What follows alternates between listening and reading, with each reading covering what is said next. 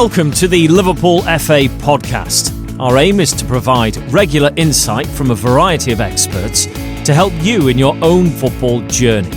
We'll do it through interviews, roundtable discussions, and by linking to other resources to help support you. For more information about each episode, just tap the album art, which will provide you with more about our guests and links to further content. Welcome back. Our guests today are Anthony Smith and Matthew Hindmarsh. Anthony is Football Development Manager at Liverpool FA, and Matthew is a PhD student and sessional lecturer in the Sport and Business Department at Liverpool John Moores University. Matt had experience with Liverpool County FA, and his current research interests are within the sponsorship of football, particularly at the grassroots level. Matt has also had experiences within grassroots football over the last 16 years as a player, coach and committee member. So most of our podcasts so far have been around coaching and coach development, and this one is slightly off topic. So this is the money show, and we're going to be talking with Matt and Anthony exclusively around grassroots sponsorship, around how a club can raise money, attract sponsors. If you're purely here for coaching, this might not be for the one for you, but it could be for your committee, treasurer, or other people in the club. Stuff that's going on. Next Thursday, that's the 6th of June, we're delighted to welcome back Pete Sturgis to Liverpool. So Pete will be in town delivering part 2 of his Foundation Phase DNA Roadshow. And if you want to hear more about that, and if you haven't heard that episode, go back to number 4 with Pete Sturgis and Martin Dighton. That'll be a nice taster for what is to come with Pete. So hope you enjoy this one with Matt and Anthony. Anthony Smith and Matt Hindmarsh, welcome aboard. Oh, thanks very much. Good for having me. Good to have you on board. And this is a new one. This is a first because it's the first time we've met. It is, and it's the first time that somebody has been in touch with us and kind of offered to come on and have a chat about stuff. And it's going to be quite a different one this today. So Matt, why don't you just start us off by telling us what sort of prompted you to get in touch? What's your background and what are we going to be talking about today? Yeah, so basically from when I kind of coming from where this is coming from, I listened to obviously your podcast before and found them very, very interesting, especially the one with Ian Bateman, which is all to do with futsal and Derbyshire football. And therefore I kind of looked at it as being a researcher myself and going, well, where can I kind of add to that body of knowledge which has already been introduced into your podcast that you've already done. One of those was through coming across from a more business point of view instead of a coaching kind of avenue, and therefore I felt something along these lines would be quite a novel kind of pursuit and discussion to have today. And then from that, obviously I got in touch with yourself. A bit about me, my kind of football started as everyone does. Kicked the ball, never ever kind of didn't have a ball in my hand. It was always at my feet in the local parks from morning all the way through to night, waiting for my mum to come and go, oh well, come on, time to come in, you've had enough playing football today. And then from that I then started playing football for my local football team and carried on from there all the way through to 16, in which I then went to another youth football team that played West Cheshire. And then from that kind of progressed into a more administrative role alongside a coaching role, where I became welfare officer for my local club at the age of 18. And then from that I've kind of carried on in a committee role alongside playing football and doing coaching for my local club as well. Yeah, so you're from the Wirral? I am from the Wirral, unfortunately. We'll let you off for that. So I'm not from this side of the water.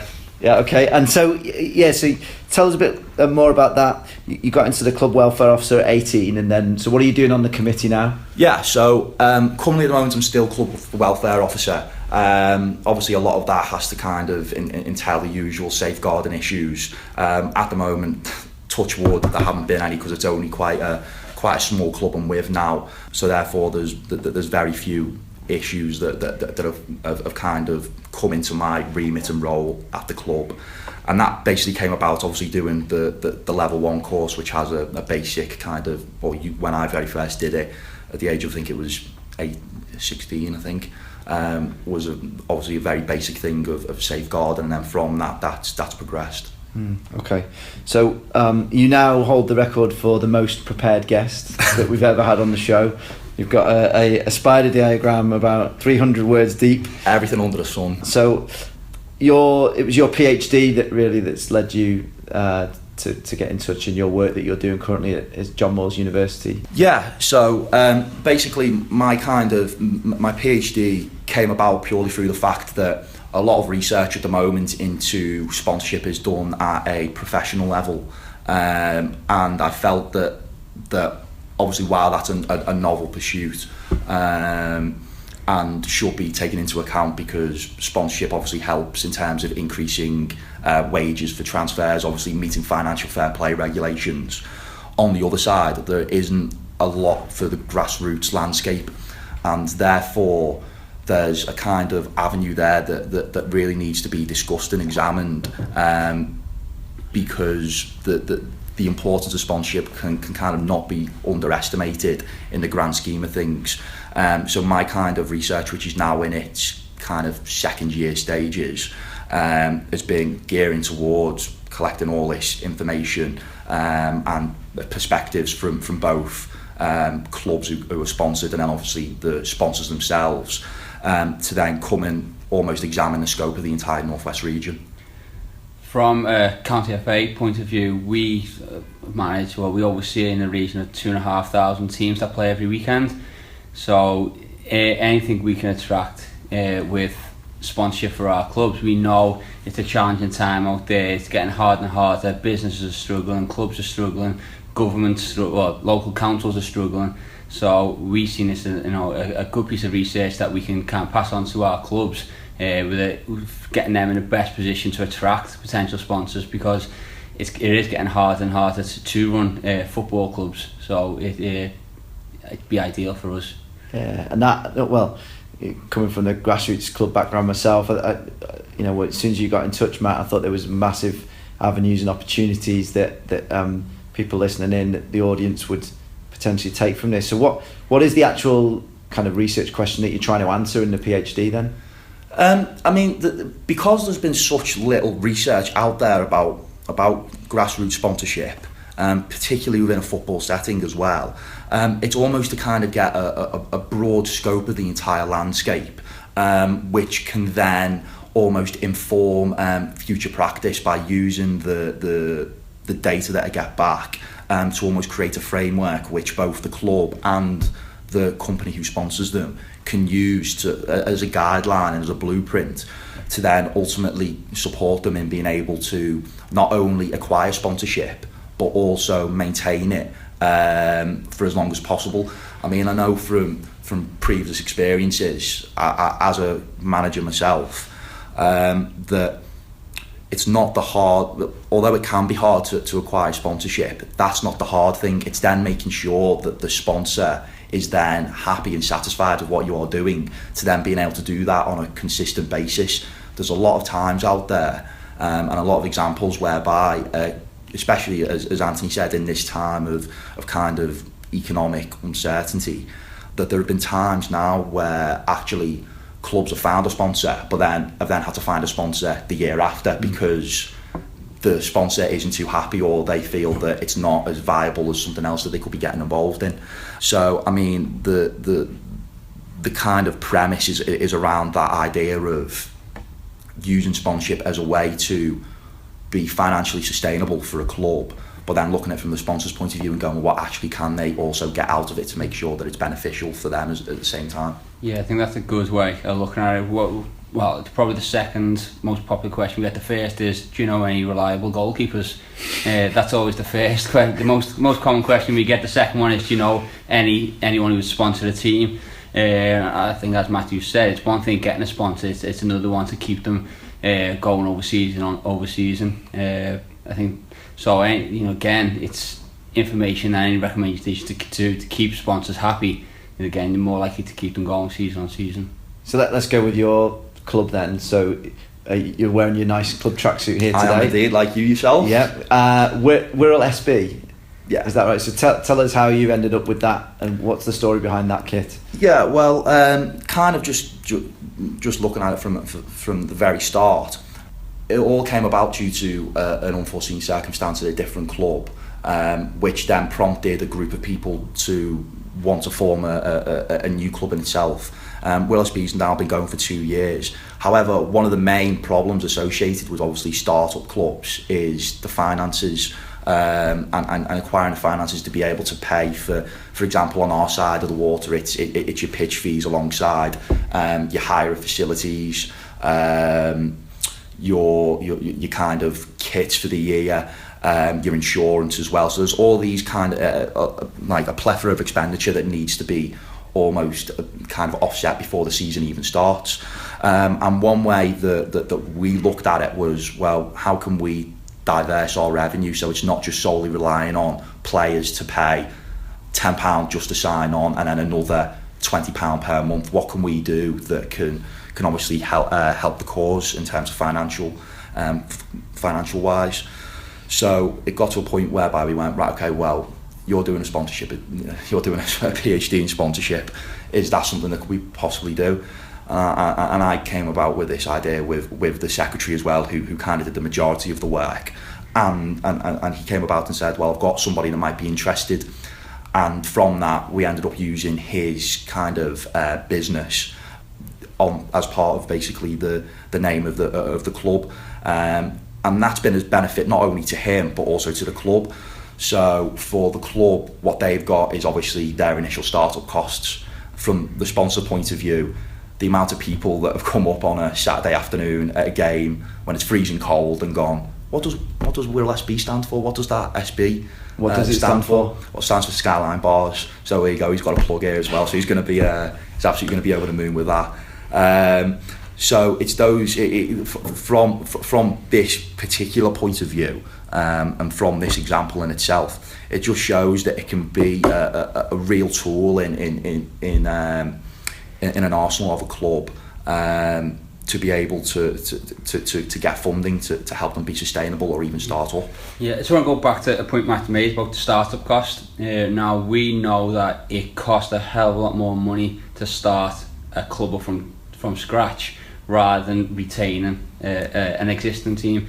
And what we're finding is we're getting clubs who are kind of more like in 5 or 6 year cycles, so they last 5 or 6 years, then they fold, and then they'll restart under a different name. And again, it's that startup cost every time. It's not as cost effective, so we're trying to build bigger, stronger, more manageable clubs where the actual individual clubs get bigger and we end up with more teams but less clubs, if that makes sense. So then these bigger clubs almost act as small businesses. Classic example of this, and again it comes to a sponsorship and a name change, is our biggest club in Liverpool, almost in the northwest, is a club what was formerly called Wilton FC. Now they last year or the year before changed their name to MSB Wilton on the back of getting a sponsorship deal with our local solicitors. Now that club is just going huge. You know, they are literally a small business. They've even got a full-time member of staff now to run the club. So kind of the opportunities are out there. It's just getting, connecting the dots and getting the right people and getting the right deals in place. So Matt, what was the process that you went through to with Skyline Bars to end up with them on your shirt and them giving you substantial money? I think like with anything, I mean, as I said before, the majority of the kind of work came from the secretary. The way that it came about was purely through people that we knew. We used that as kind of the opening door to get involved, because even if he was unprepared to sponsor, then there might have been somebody else that he knew that would be. So it's all about using your networks and the people that you know and your personal connections, or even who you're affiliated to. Even if you've got, for example, a player in your team that's got their own company, it's about using those networks and those connections to be able to kind of forge relationships, because you've already got the trust there. There's already that relationship that you don't have to then build if you're going to say somebody and cold calling them and going, oh well, we've got an opportunity for sponsorship, would you be interested? So my kind of first recommendation would almost be to use those networks that you do have, because the relationships are already there. I think if a lot of our clubs actually done a breakdown of the people involved, the parents, the coaches, the committee members, and a breakdown of what they actually do for a living, then I'm sure they'd identify quite a number of small, medium, large businesses that they could potentially tap into. Because I always say, I think my club, we could build a house from scratch with all different trades and business-minded people we've got. There's always an opportunity within your club to identify the right people, and that's always a good starting point. Yeah, I think that's a great point as well. And just even within my own club, we have a model at the moment where each individual team is kind of responsible for sourcing their own sponsorship, mostly from within parents within that team. But like you say, it's not necessarily sustainable, but it can be useful in the short term. I personally, as just a coach, I find it quite difficult to have those conversations. I'm not one that is necessarily very good at asking for things. I've normally just gone and done things off my own back. So what's the best way to start the ball rolling if you're really trying to look out for a sponsor? Well, for me, and from what research tells us in generally about sponsorship, is that one of there's two ways you can go about it. Either A, you come across relatively informal, and B a person who just goes, listen, we've got this opportunity for sponsorship, it's going to cost X amount of money, would you be interested? Now, for some people that might be enough, especially if you do know them. However, if you've used and you've exhausted all your contacts that you do have, there's then the better option, which is going to more than likely take more time. However, you're going to see better results in the long term, which is actually produce some sort of proposal that you can then go to people and go, we're looking for sponsorship. This is our club. This is our values. We think that our values meet your company's values. This is what, as a club, we can offer you as in return for you sponsoring us. Because at the end of the day, that's what sponsorship is. It's a transaction. It's a two-way process whereby a company is providing you money in return for something else, whether that be a kit, equipment, presence on the website. So there's really two ways you can go about it. I think adding on to that, it's not just about putting a name on the front of a kit no more. There's a you're appealing to the corporate social responsibility, brand awareness. You can tie in all these things and build that package up. Again, it's not just we'll just put your name on the front of our shirt and that'll be it.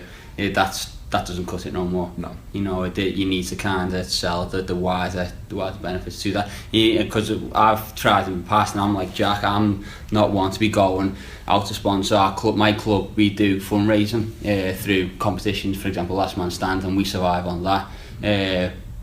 Because we've got a good network of individuals that do it, so we haven't had to go down the sponsorship route just yet. But I'd imagine that when we have looked at the past, it's the first question is, okay, what are we going to get out of it? How many more sales is that going to generate for us? And I don't know. That's impossible for us to say. But you go down to more, it's brand awareness, corporate social responsibility. You may be able to claim it back through the tax deductions. These are all things that businesses probably aren't aware of. But they're your selling points for that. Yeah, I think going back to kind of because you're almost talking about the benefits the sponsorship provides a sponsor who gets involved at the grassroots level. Now, as you said, brand awareness isn't really current anymore. You look at, for example, at a grassroots level now, unless you're one of the cream of the crop teams, you're very rarely getting people, bar the mums and dads, who are going to be watching those games. Whereas if you go to the top professional level, you've only got to look at down the road. You've got Everton and Liverpool. The likes of Sport Paysa and Standard Chartered are going to be getting a significant amount of presence. But for the grassroots, it's got to go further than that. As you said, corporate social responsibility is a big one. Now, there are two types of corporate social responsibility. You've got your true corporate social responsibility, which is almost just doing it as a not a philanthropic motive, but more as a doing it because it's good. It's for the good of the community. It's for the good of the community. However, you've then got corporate social responsibility in itself, which then brings to it the idea that actually you're doing it for community reasons. However, there is also that ulterior motive as well.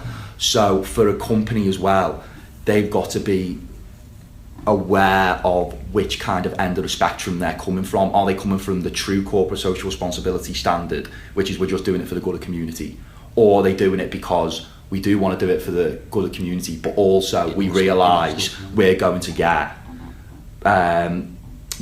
for example, social media presence. We're going to get our picture in the newspaper possibly. So there's two kinds of spectrums to it. It looks good for them. So it looks good for them. So you've got to be careful, because what then ends up happening is that if you're branding it as elements of corporate social responsibility as a company, you've then got people who might want to use you then go, well, actually, I don't think that you're doing it for corporate social responsibilities because you're promoting what you're actually doing. So there's kind of two ends to that to that spectrum in particular. But also, I think in terms of the proposal, although it might be hard to say it, you've got to, as a club, be able to show that it is a cost-effective tool. So as we said before, we are in a time of economic crisis. So a lot of companies are now wanting to kind of be wary of what they're actually promoting and how much money's going into their promotional activity. Now, grassroots sports sponsorship could be something that's really good, but you have to make sure that you convey that across in the right manner, and that it is cost effective. So for example, you might go into a local newspaper and it could cost £800 for an 8-week cycle. Now when I look at a newspaper now, like for example the Wirral Globe, which is my local newspaper, unfortunately you flick through the pages, and as soon as you get to the advertising section, you're just completely over it straight away. You don't even bother reading them. Now I'm surprised you buy a newspaper. So I mean, for other people that might be different, but for other people it might be the same. And therefore, by getting involved in a grassroots setting, because there's, say, not as many companies out there doing it, that almost creates a competitive advantage for your company. So as a club, you've got to realise what these benefits are for a sponsor and convey them across as clearly as possible.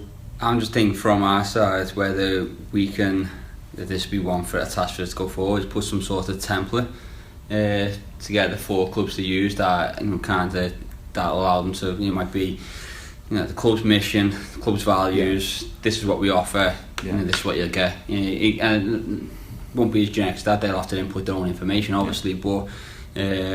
I think it will, as a starting point, it could be for us. Maybe we can put something together with yourself and get on our website to share it with clubs. I mean that is a possibility, but if people want a more immediate reaction in terms of what we're speaking about today, I know for a fact that Club Matters offer something quite similar than what you've been conveying. However, at the same time, without meaning to kind of be blunt about it, it is very basic, and there's a lot of things that aren't covered within that, within those documents and that information, that actually, upon research, do need to be included within any kind of template and document. And again, that kind of then comes back to what my research is about, which is using the data that I collect from basically 3 phases to then compile it all and create a framework that then can be used by both the club and the sponsor to make sure that they're both getting as much as they can out of any agreement they are doing, and ensure that these agreements can continue over a longer period of time rather than the short period of time instead. So I just want to rewind back to the bit you said about the newspaper there, and I honestly can't remember the last time I bought a newspaper. So what are the advantages now that clubs have got, organisations have got with the likes of social media, and how would you go about forming and developing that relationship with a potential sponsor if you were a grassroots club?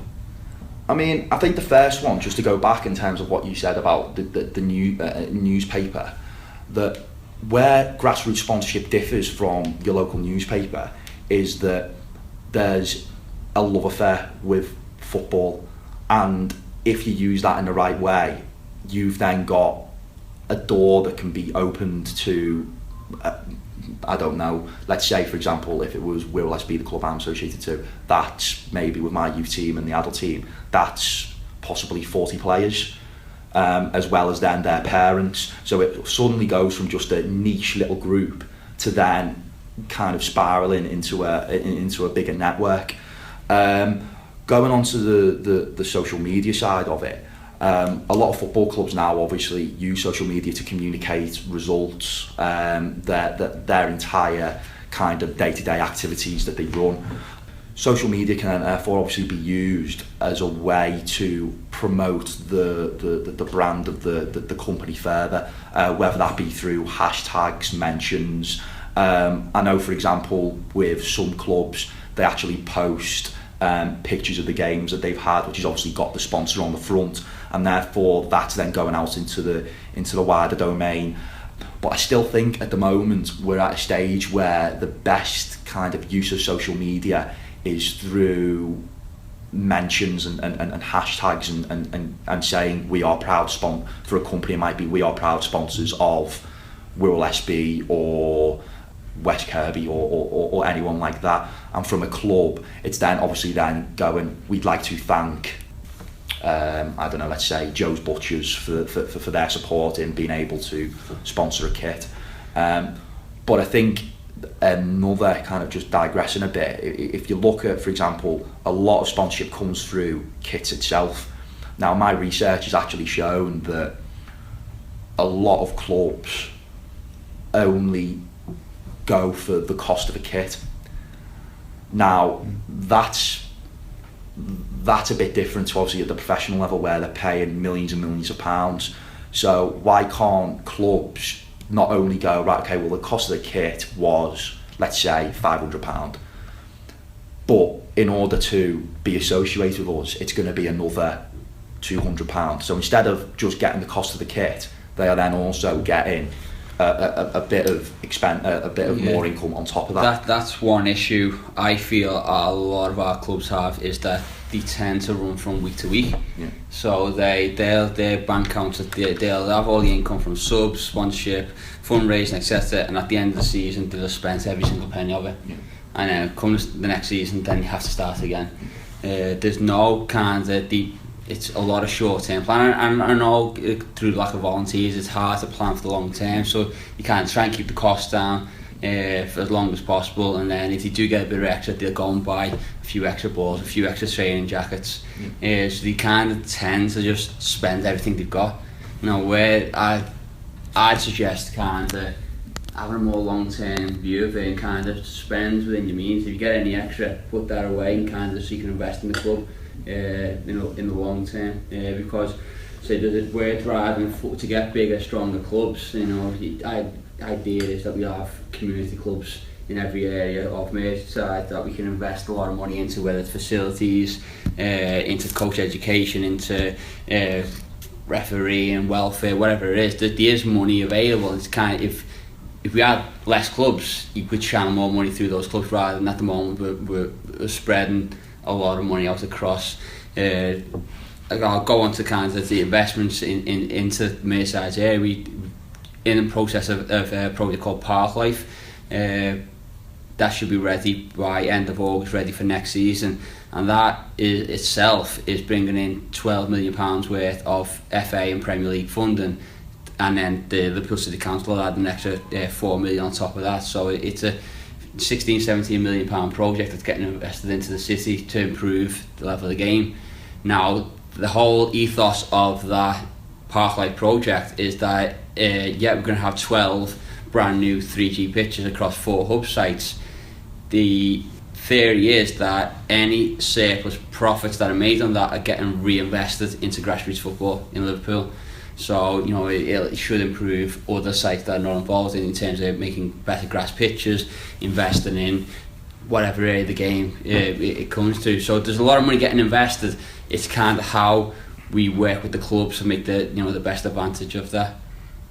Yeah, and I think kind of just progressing on that, it is almost a sense of not only limiting. It sounds obvious speaking about it, but it's not limiting your club as just being right. Okay, we'll use player subsidies to basically cover all our costs, or we'll ask for, if we're really struggling, we'll ask for an extra tenner next week or whatever, or a tenner at the start of the season. It is about almost expanding your horizons and really looking into alternative revenue streams that can be used. I mean, I know that in this area, one of the key things that was coming out due to the kind of financial crisis was actually the Save Grassroots campaign, which unfortunately, again, today I found out didn't get enough kind of signatures to get it into Parliament and the vote on it.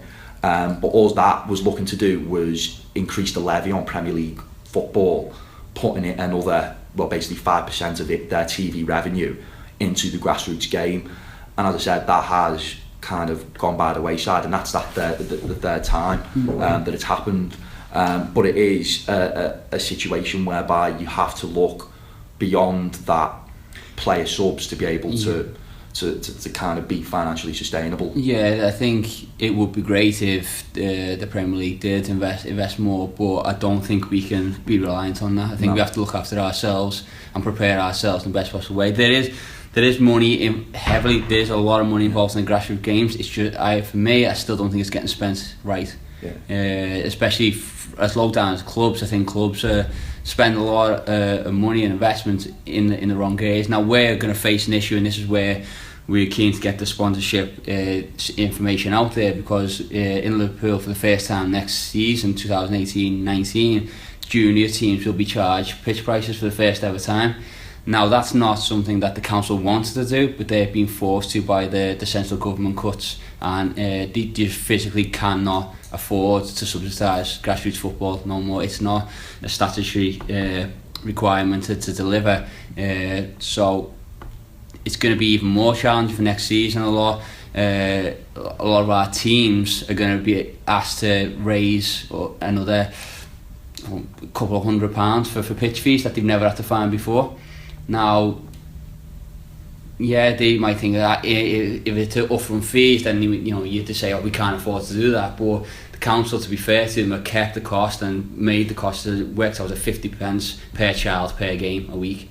Now, even in our area where we've been hit the hardest, I still think that is a reasonable amount to pay for children.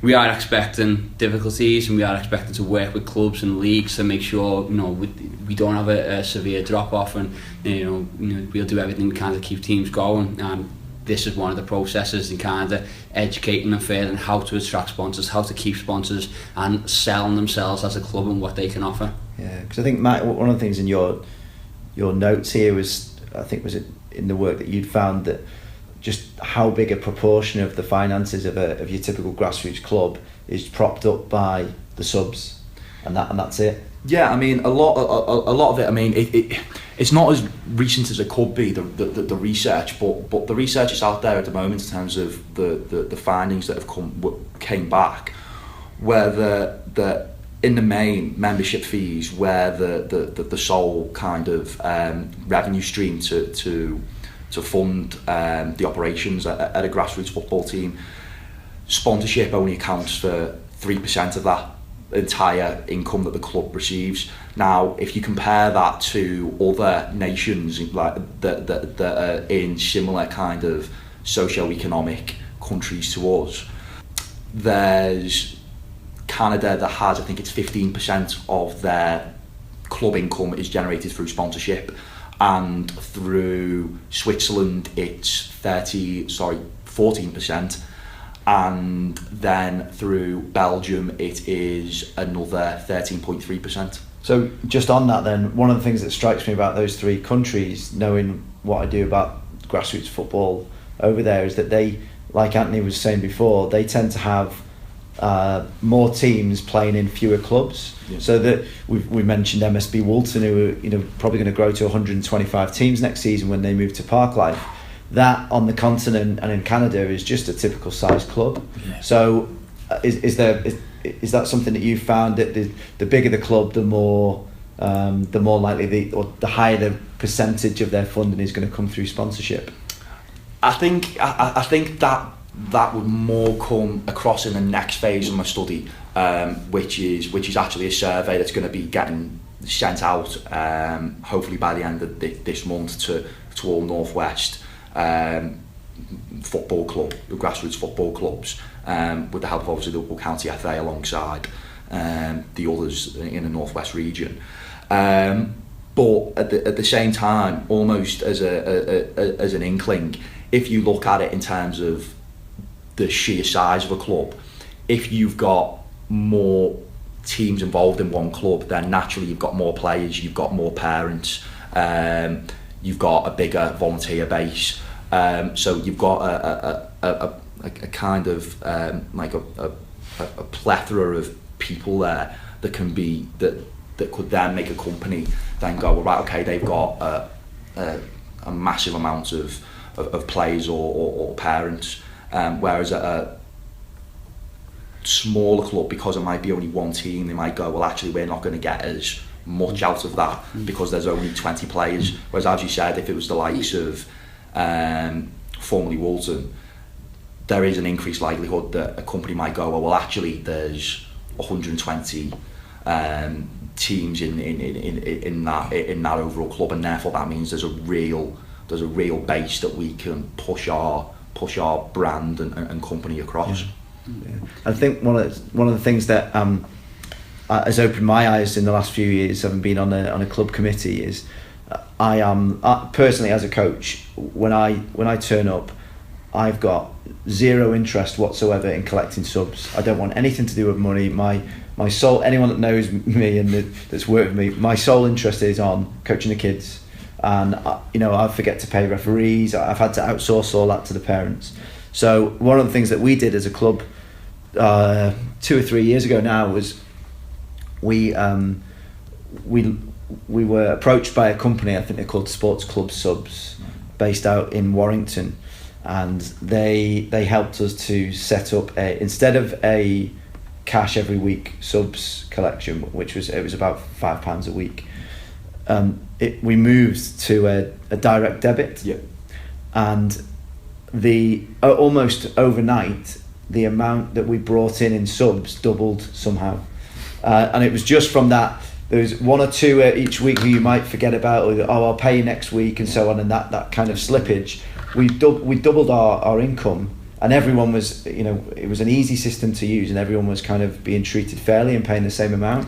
Yeah, that's huge for us. It's safeguards the coaches, managers, and whoever collect the subs in, because anyone that's running a team and you get paid a couple of quid here and there for subs, and then you've on the way home you realise you've got to go and get bread and milk off the shop. It's just a natural thing. You say, I'll use this and then I'll put it back, and then 2 weeks down the line all of a sudden you realise you owe the club £40, and like you feel like you then self-funding a club, which you've had the money, but you start, and then we've had cases where that £3 spending the shop here and there, it's gone into hundreds of pounds, and people have to walk away, and the club's never got that money back.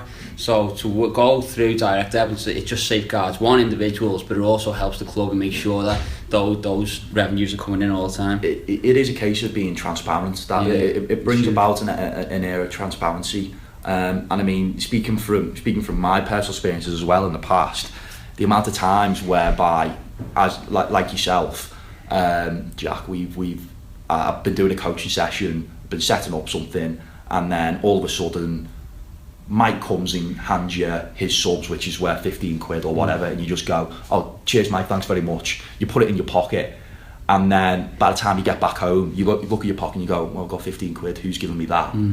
You're opening yourself up to more issues there. Whereas if, as you said, although at the very start of the season it might, if you have never done direct debits before, it might offer it might take a long time to start up. By the time you come throughout the rest of the season, you're saving yourself a lot of time, and as I said, it does become a lot more transparent. I can almost hear some of the listeners screaming that some of our players can't even afford to pay subs. Yeah. I think the point is you'll know those individuals. You don't have to set down. You can get as many people up on direct debit. You know who are the regular payers, and for me in this generation now, there'll be an awful lot of people who will thank you for it, because especially a lot of cashless people. know Jack, you're a prime example. You never carry cash. He's a nightmare. Doesn't get a drink. So. Yeah, exactly. Steady. But a lot of people don't carry cash. So if they know that the set amount coming out of the month each week, they can budget for that. They'll be happier to do it that way rather than have to go to cash machines on the way to train, etc. etc. So if one recommendation from us, and I think you back us up, is if clubs can go down the direct debit route for subs, then it will make a huge difference both to the club and to the individuals. Yeah, and one of the success stories at our club that we found with the direct debit was that example that you gave, and that you can find out who the people struggling are, and it doesn't have to be made a big deal of. We've been able to deal with those cases individually, one by one, and just work out something that works for them, because we don't want to turn away anyone from the club or from playing the game. The other thing that's been really handy, and you mentioned my pristine kit, was that we're a Nike partner club. So what we wanted to do was we said in a perfect world, all of our kids would be kitted out in the club kit, but it's not exactly cheap. Not that it's overly expensive, but for parents to afford a kit package that might be £80, that's quite a big hit. So we were able to then, with the direct debit company that we use, say, well, at the start of the season we're going to go with 2 levels. So your basic level, £20 a month, that's your membership done for the year. But if you want the kit bundle, you don't have to pay for the whole thing up front. If you don't want, we'll take £25 a month for 8, because our subs only roll for 8 months. So people that may not have been able to afford it, because we've been able to do a 2-tier system, suddenly the kids have got the kit, everyone's happy. Makes sense. Yeah, it does, and I think that's where kind of sponsorship does come in, because we're talking about subs and people perhaps not being able necessarily to afford the full amount. Now, what you can then do is, through that sponsorship, you can almost then go, well, right, okay, well, without sponsorship, subs could be £20, but because we've now found a sponsor, we can now reduce them to, say, £15 a month.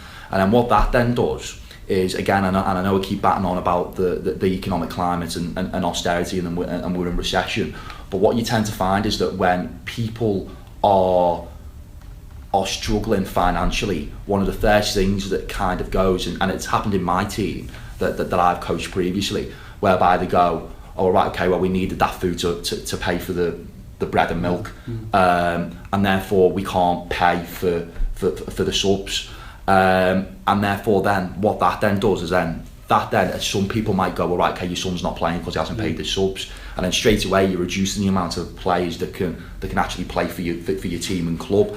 So by having sponsorship in a way, you can almost help those end users who actually want to play football and are there to play football in the future. I think that's again, it's another selling point for potential sponsors, that you a lot of the areas in our county are in high age of deprivation. So you could literally say to a sponsor, thanks to your sponsor, X amount of people, players were able to play in this team because you couldn't previously afford to, because your sponsor helped cover the cost of those. So that it's how you sell and kind of how you approach it. But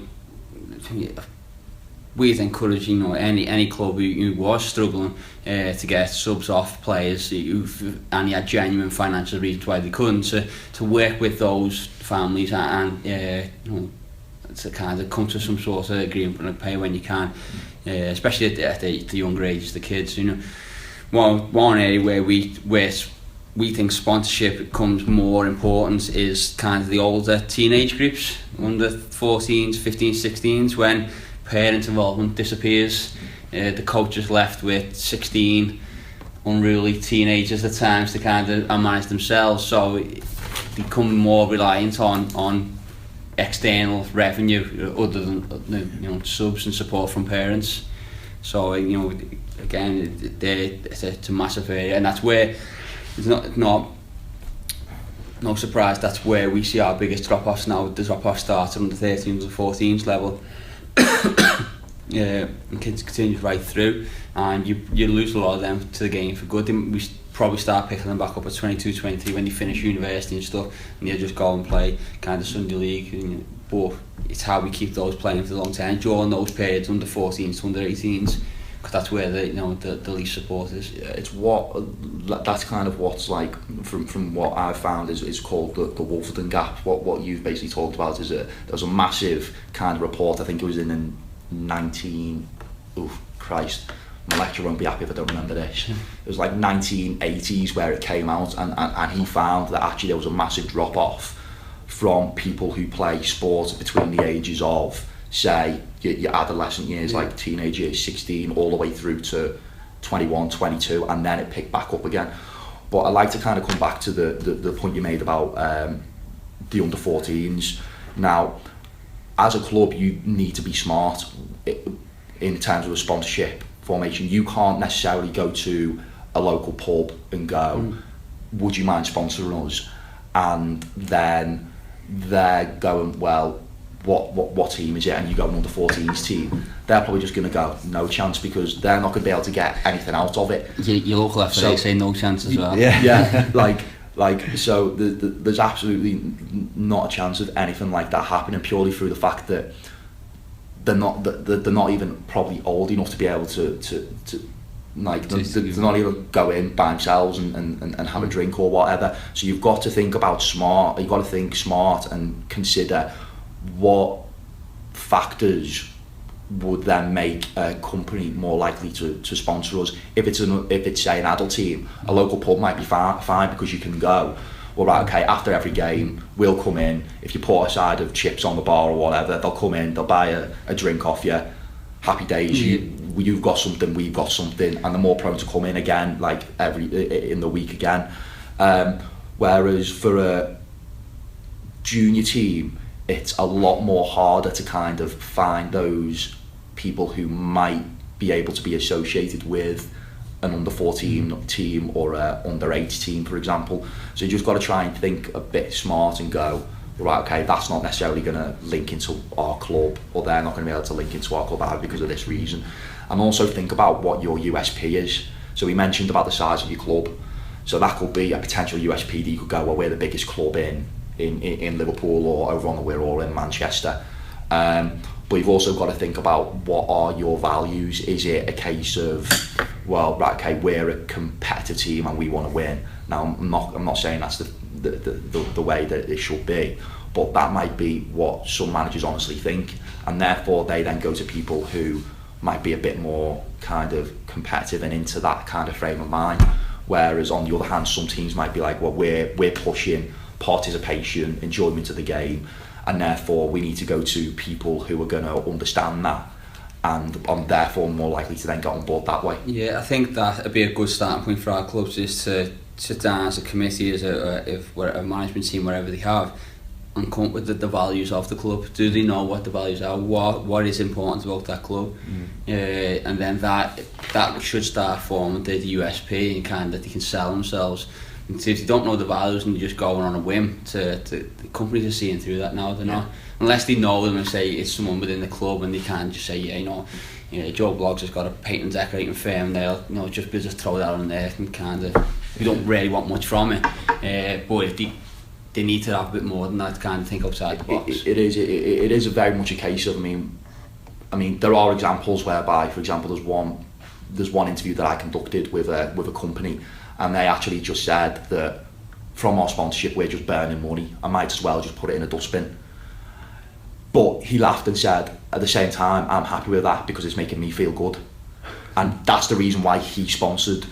He sponsored purely for philanthropic reasons. He had a nice feeling that because he was sponsoring a local cause, he felt good about himself. And a lot of companies, for example, the one that I've just mentioned in terms of the interview, he then turned around and I said to him, so would you carry on in the future? And he said, well, yeah. And I said, well, what would your kind of employees that are part of your organisation say? And he said, he'd tell me not to bother. So to me, that kind of just shows the two polar extremes that you can have. I think the concern with something like that would be he'd be happy to do as long as his business was still strong. Precisely. If they had, in the economic climate we're in now and the uncertainty of what's coming around the corner,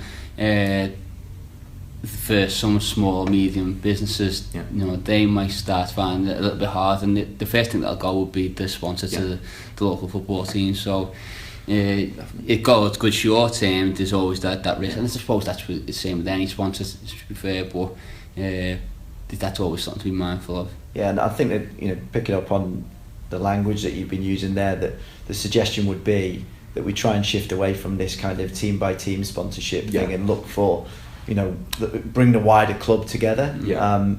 You said about the values stuff. Our club, we did something a few years ago where we actually surveyed all the kids, all the parents, and all the coaches, and just on a simple kind of Survey Monkey, I think it was, just said, sum up the club in 3 words. Why do you play? Why are you a member of the club? And then we just plugged all those answers into a word cloud, and the 3 most common by a mile words were fun, friendly, and fair.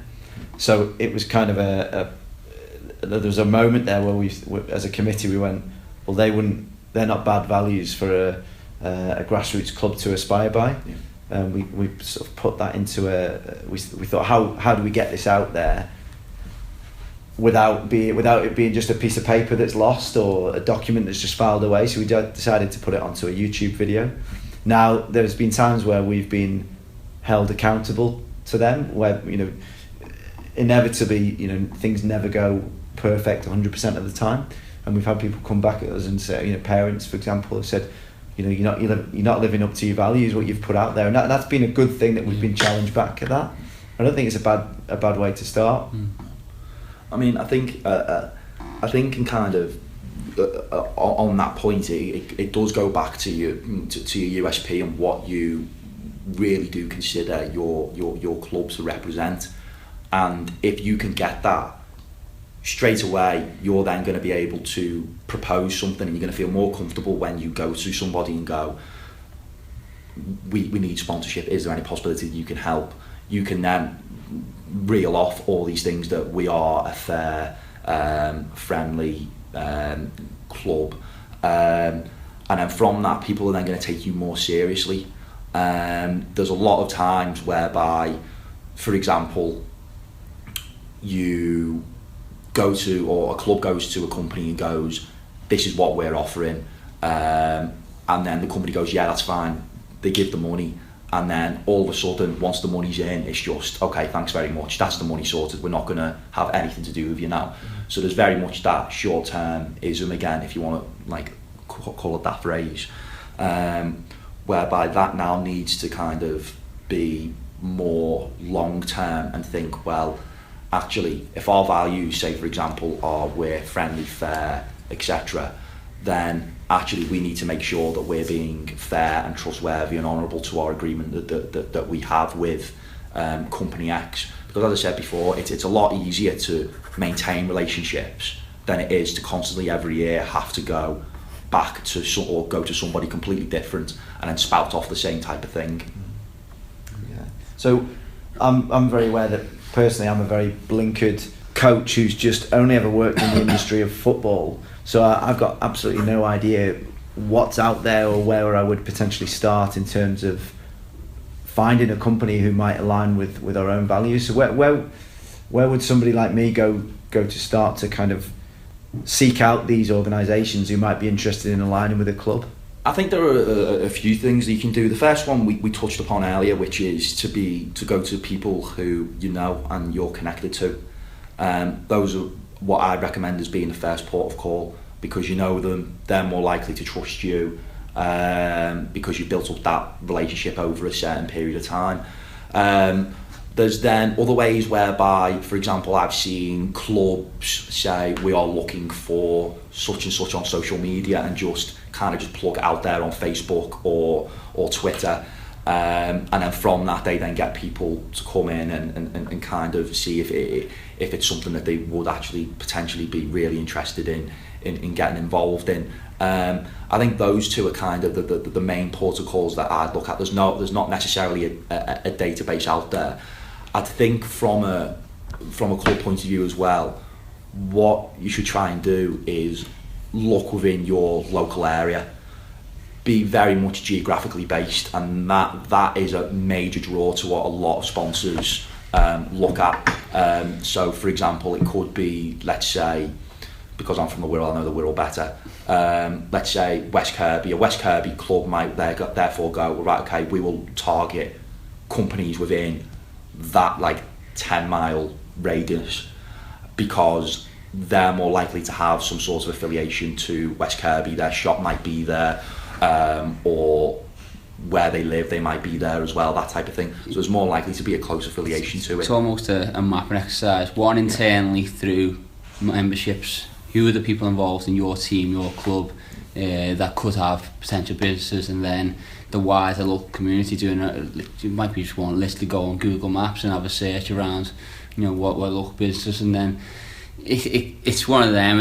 I'm not personally one who could go out cold calling, but I'm sure there's someone within the club or the team who would be prepared to do that and don't mind doing that.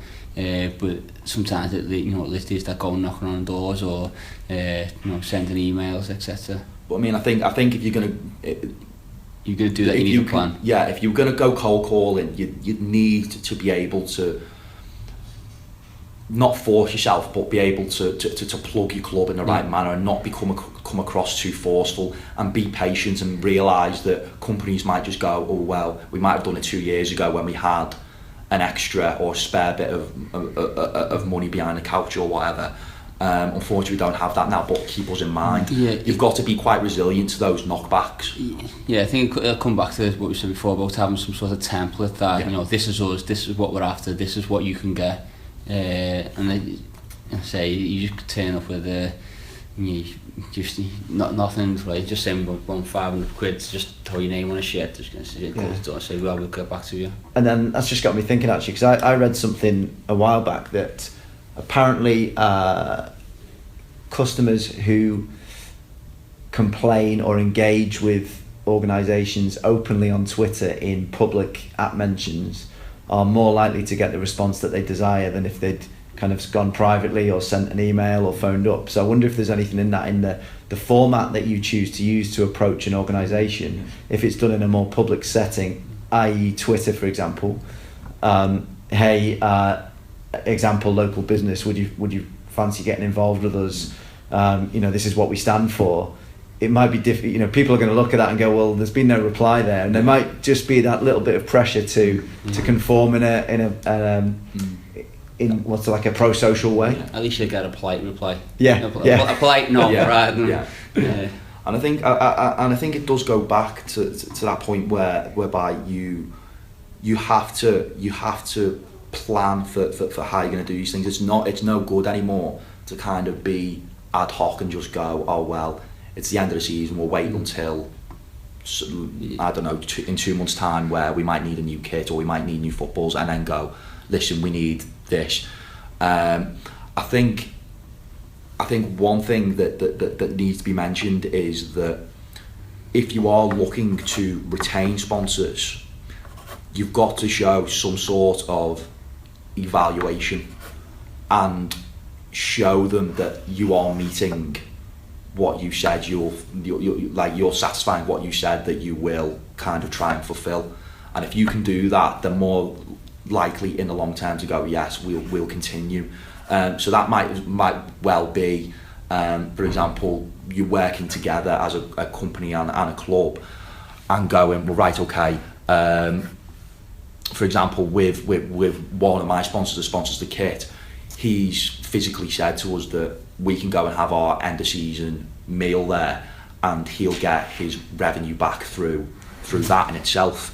And it's making sure that you forge these relationships and don't be a situation whereby you go, here's the money, and then you go, thanks very much, and then just toddle off and see you later. Because when it comes to next year and you go and ask them, they're just going to do the same thing. And the word of mouth is a powerful thing. If that company catch on to the fact that you as a club are then going somewhere else as well, they're more likely to go to that company and go, well, do you know what, they said they'd do this, they didn't do this, so I'll just be kind of wary of what and careful of what you're actually getting involved in. So I think there needs to be some sort of evaluation in place that you can then at the end of it come together and go, as a club we said that we would do this at the start of the season, we have achieved this and this and this, and if we were to do it again, this is how we'd go forward.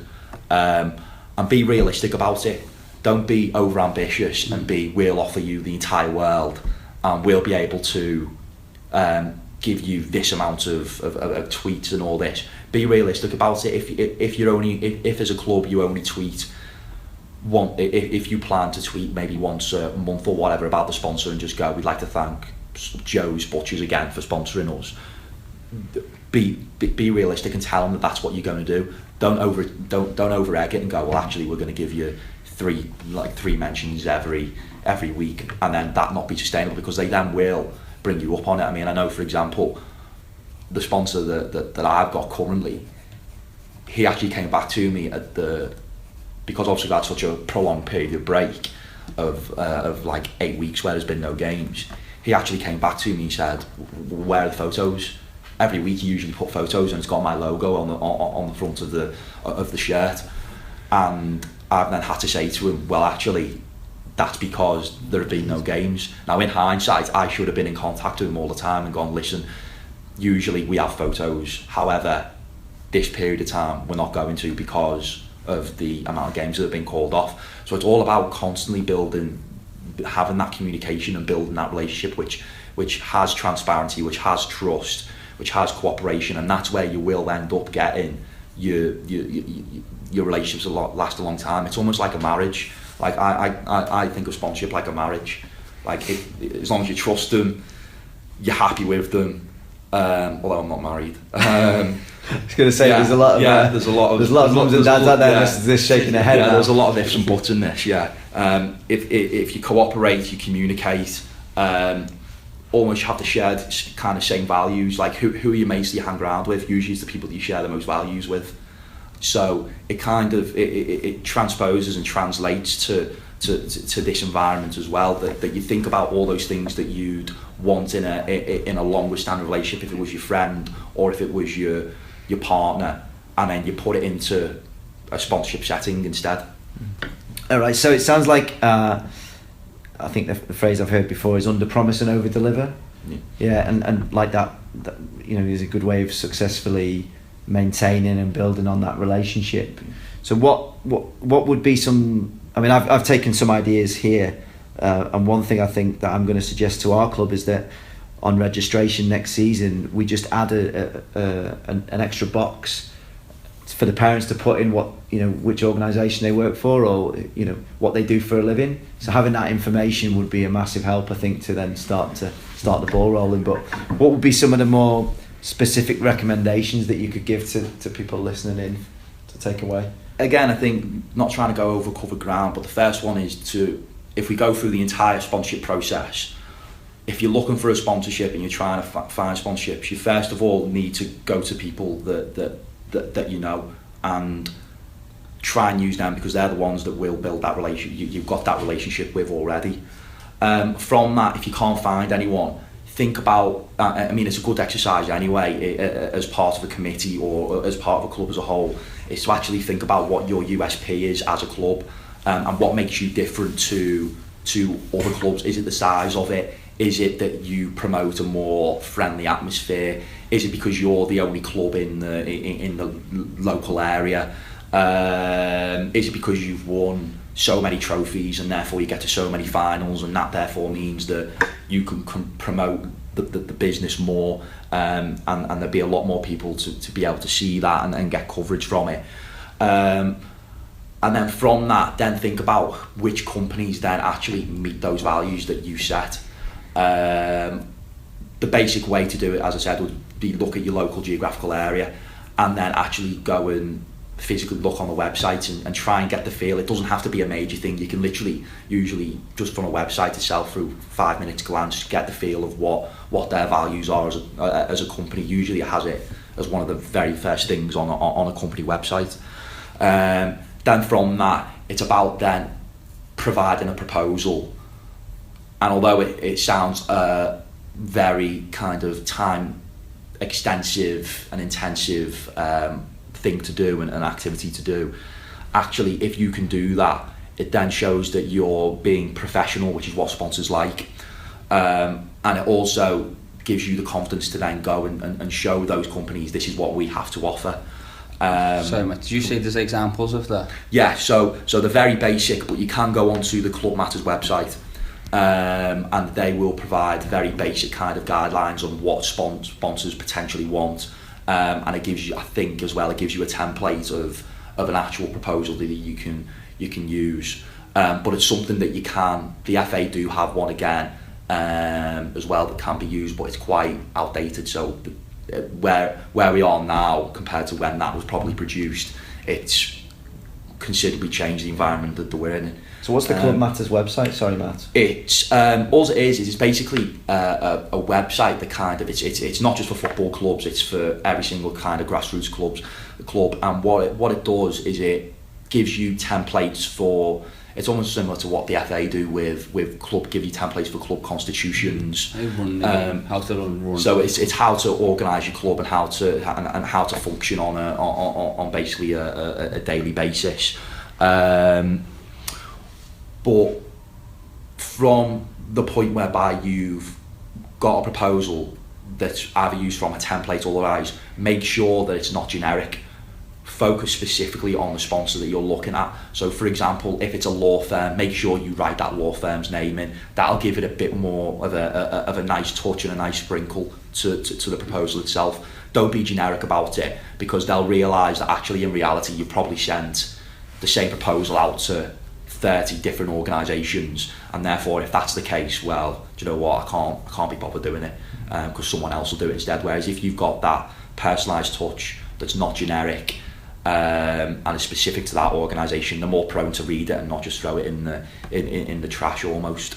Then from that, within that proposal, make sure you obviously state what the values of your club are, and then also what you can give a potential sponsor.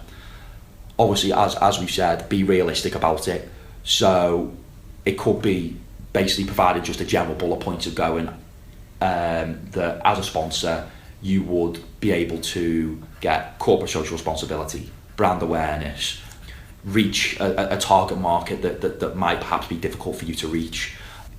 Almost if people are seeing your company, they might be more prone to then be able to come to you and then buy stuff. I mean, I know one example that the companies have actually done that and actually found, there was one over on the Liverpool actually, that it was a car dealership and they generated I think 4 car sales off one of the sponsorship agreements that they got. So from there, kind of, even though it probably in comparison to all the sponsorship deals, when they got, I think, about £3,000 worth of that sponsorship deal, they actually got, let's say, £15,000 worth in revenue from that sponsorship deal in itself. So it just does go to show that there is kind of opportunities out there as a business to be able to profit from it. We've also got to target and gauge what the business is. Do you think, is it going to be a philanthropic, an altruistic kind of motive? Is it just going to be, oh well, I know he'll feel good about himself, so therefore I'll put that across as well. So it's about almost getting these bullet points and going, these are what the benefits of grassroots sponsorship of our club would be, and then also making that specific to your club, and then stating we have, let's say, 120 teams, which equivalates to 500 kids and 500 players and this many parents. And by adding all these little extra things, what that then does in the long run is then slowly persuade them that actually this could be a good idea to follow, and then from that show how you're going to work with them, and build that relationship, which can then make sure that they satisfy their objectives from sponsorship as well as your objectives from sponsorship. And then after that proposal, it's then about maintaining that relationship. And it goes back to that marriage thing, whereby just think about how you are with your wife or your girlfriend or your husband or your son, your daughter, everyone. How do you have what factors and critical things are needed to make sure a relationship is successful? And once you've thought about them, you can then transpose that into the grassroots setting. Finally, from that, then what you then need to do is make sure that you have some sort of evaluative stage to it, which will then show that you've met what you've said that you will achieve. And then from that, you've then got a happy sponsor, and then in the long run, they're then more prone to continue sponsorship. Well, that's an interesting point. I wonder how many actually evaluate the sponsor year on year, kind of see what was the impact and review it from there. Yeah, I mean, and I think a big point to make out of this and a recommendation is to make sure you're not the only people in as a club. Make sure you're not the only ones. At the end of the day, a sponsorship is a two-way relationship. So as much as you're giving stuff to them, they're also giving stuff to you. So it's very much an equal partnership. So try and get them involved as much as possible, because, for example, although they might not want to evaluate, you could then say, well, actually, in reality, if that doesn't happen, if, for example, you don't want to sponsor us in the future, we need to be able to show that actually it's beneficial to sponsor us. So is there any possibility that you could just kind of have even if it's just a word of mouth thing, and go, oh, how did you hear about us? It's relatively simple as a company to ask when someone's on the phone, oh, how did you hear about us? Oh, it was from, I don't know, West Kirby. Okay, thanks very much. And then you just have a tally, and then that shows how many people you've done, and at the end of it, you compile all that information together to then go, right, okay, this is what's happened. We've had 20 people that have come to us because of your sponsorship agreement with us or with the club. So it's just about maintaining that relationship and making sure that everybody is happy within it, and not just a single dimension whereby one's happy and the other one isn't. And I think one of the things for me is that I think you mentioned at the start, 2,000 grassroots youth teams affiliated to the county. Probably 2,500. 2,500, yeah. Playing every weekend. Every single weekend, and I don't think people realise just how big grassroots football and some of the clubs in the local area are. Maybe that work in organisations. You know, people that I speak to that have no affiliation with local football or local clubs are just astounded by just how much goes on. So that I think that grassroots as a whole is our unique selling point, is that size. And just another thing that came to mind before, it's that first impression. So again, one of the things we've changed is that many clubs have run off a personal email address. And again, we just tried to go, nudge that one step more professional, if you like, and just have a club email address. So xfootballclub@gmail.com isn't a bad way to make a first impression, than rather than some of the email addresses that I've seen affiliated to local clubs. Yeah. And I think that's where it differs, because my research, again, as part of that, a lot of people have come back to me and said that, for example, one company I know, they sponsor a football club and they sponsor a cricket club.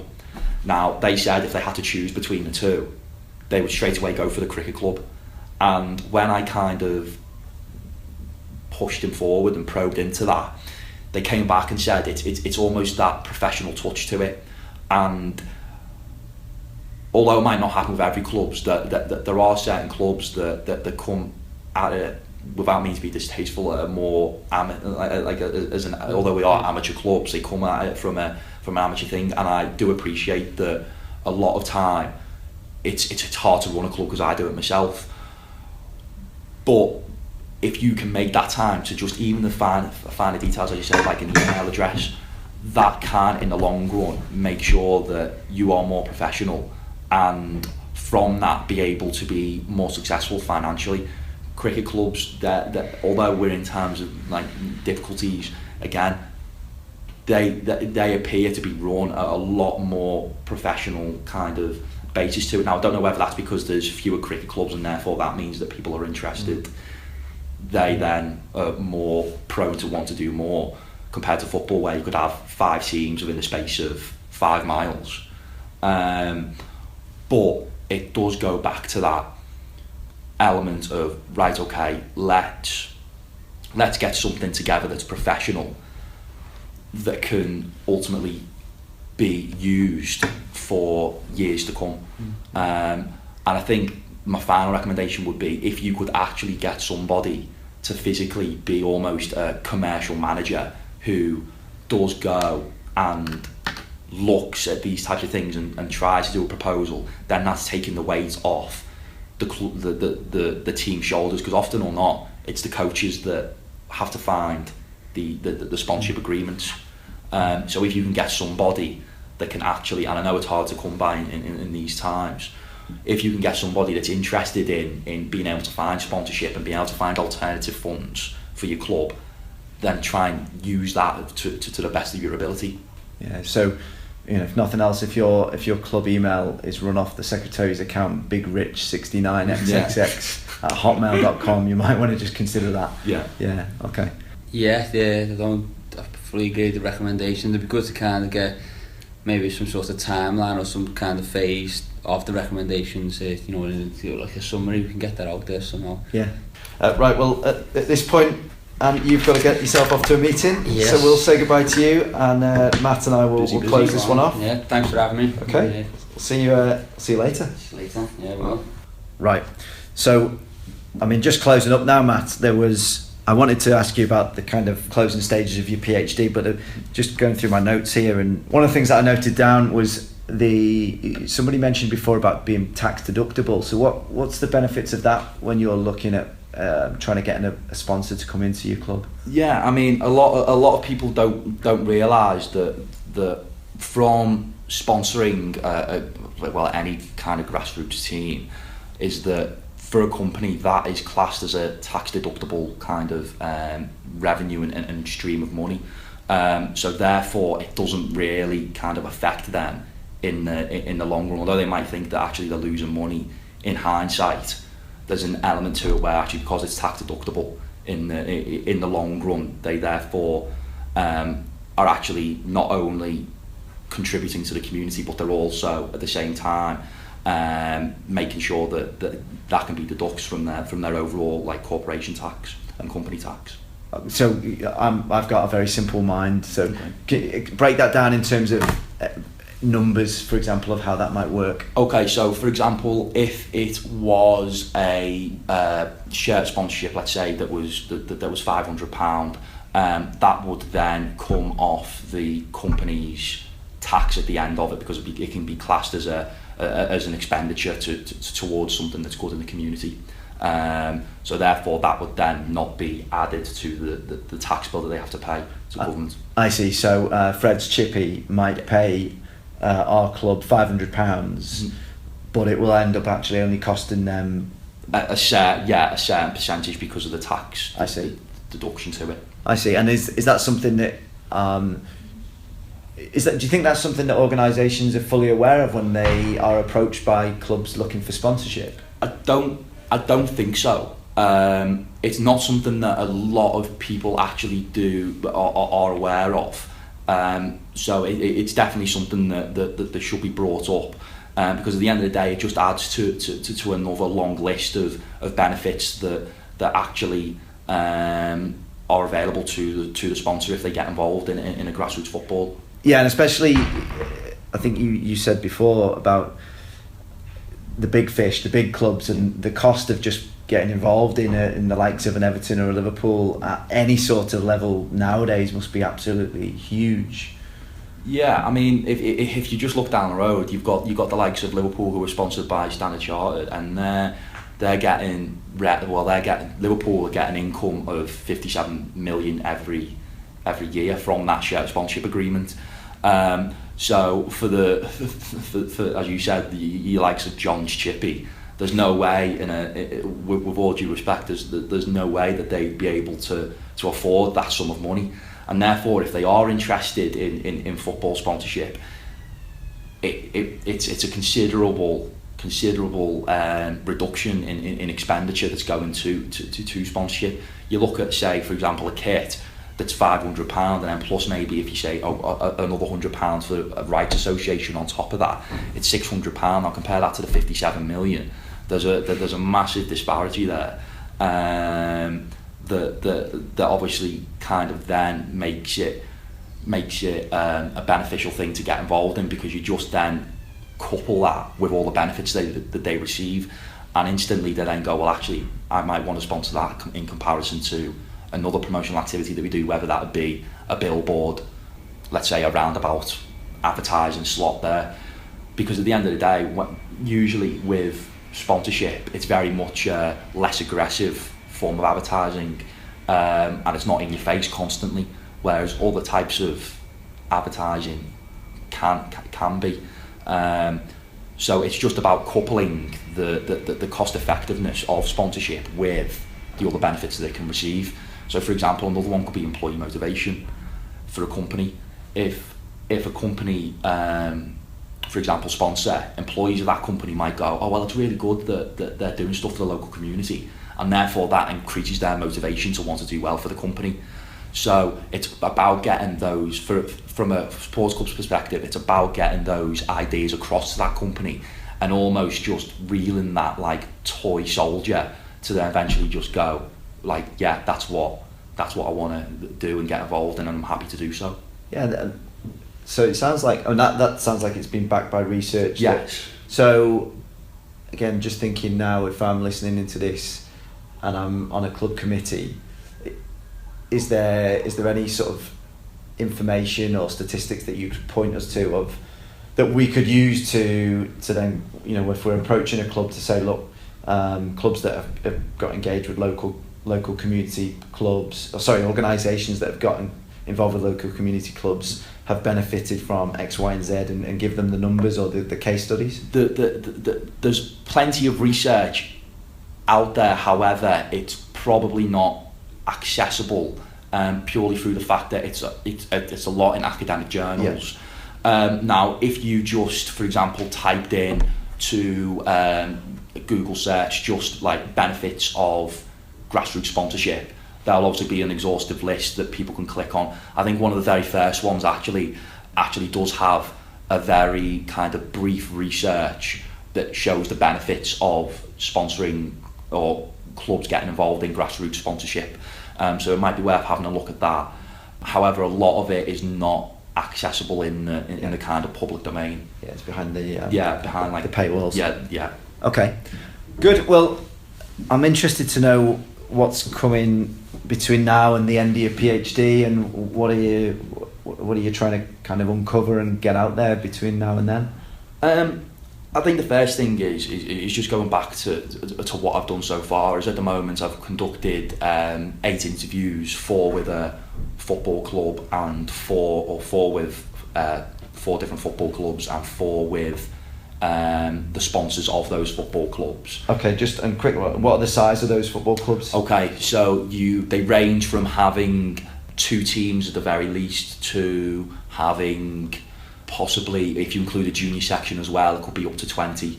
So there's quite, although it's not at the very, very high end, there's still quite a lot of players within the 4 that I've done. Okay, and the size of the businesses? Okay, size of businesses now, often they are small to medium enterprises. So those are companies that have between 1 member of staff, and usually if you go for the definitive term, it's up to 250.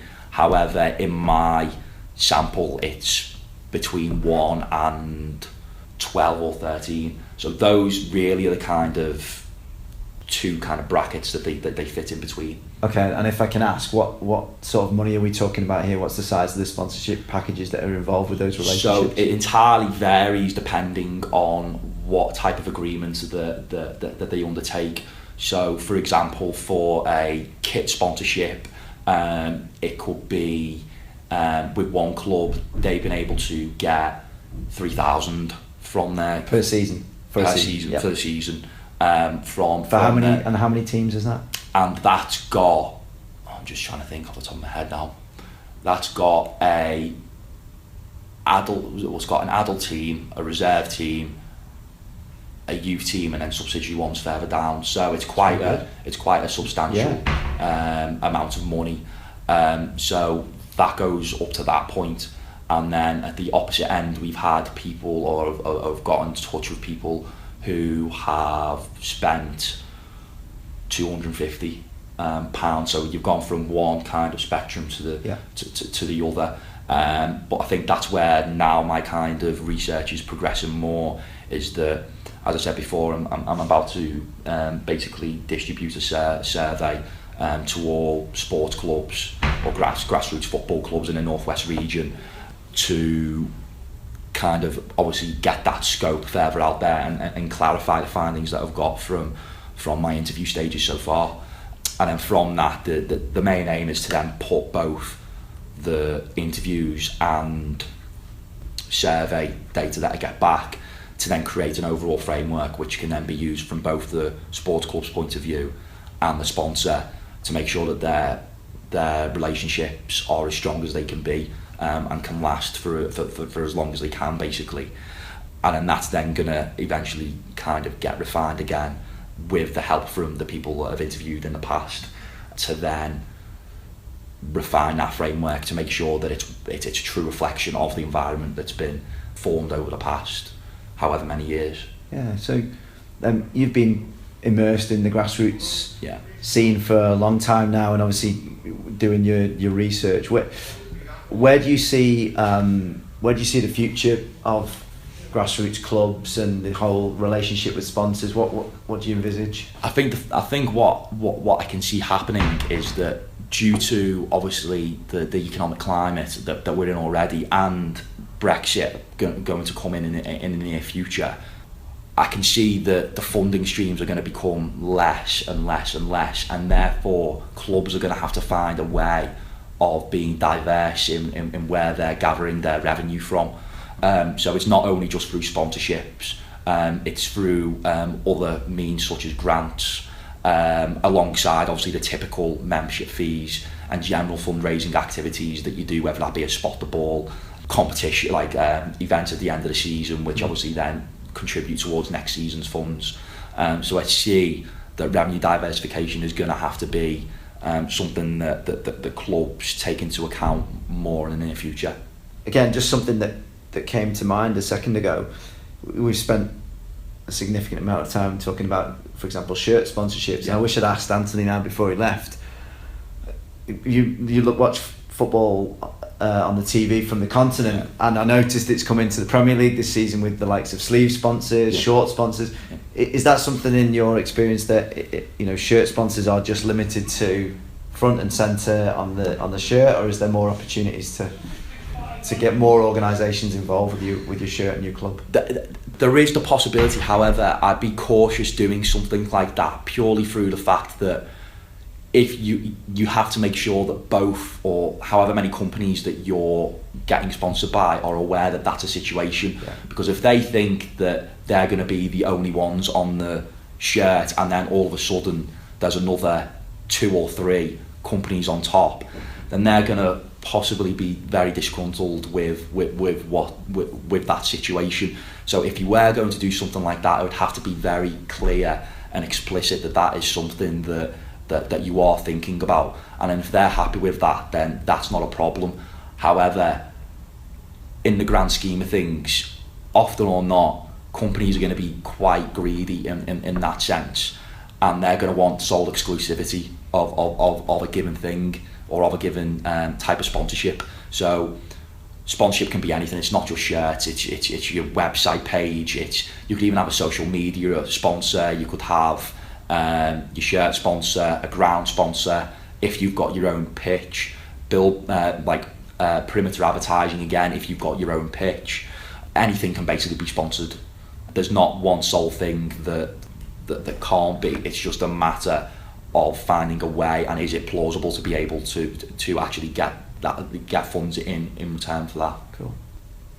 Okay, that's great, Matt. That sounds like, I mean, we've covered many bases here, but it feels to me like we're only just scratching the surface of the potential that might be out there in terms of revenue that a grassroots club could potentially attract for themselves. So if people out there listening in want to ask you questions, get in touch, is it at Hindmarsh Matt? Yeah, so you can contact me on Twitter, which is Hindmarsh Matt. Either do it obviously personal message me or do it over the platform itself.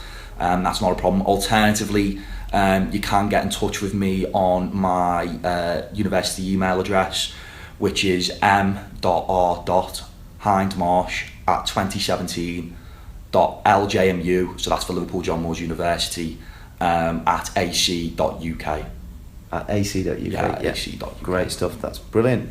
Matt, well, thanks a lot for this, and thanks for reaching out and offering your time and services to what I am convinced will have a real positive benefit on the clubs in the local and national area. So really appreciate your time on this one.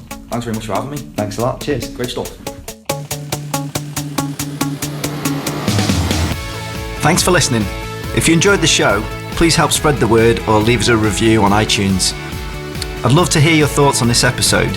You can reach me on Twitter at JackWalton1, and don't forget to follow Liverpool FA at Liverpool_CFA. See you next time.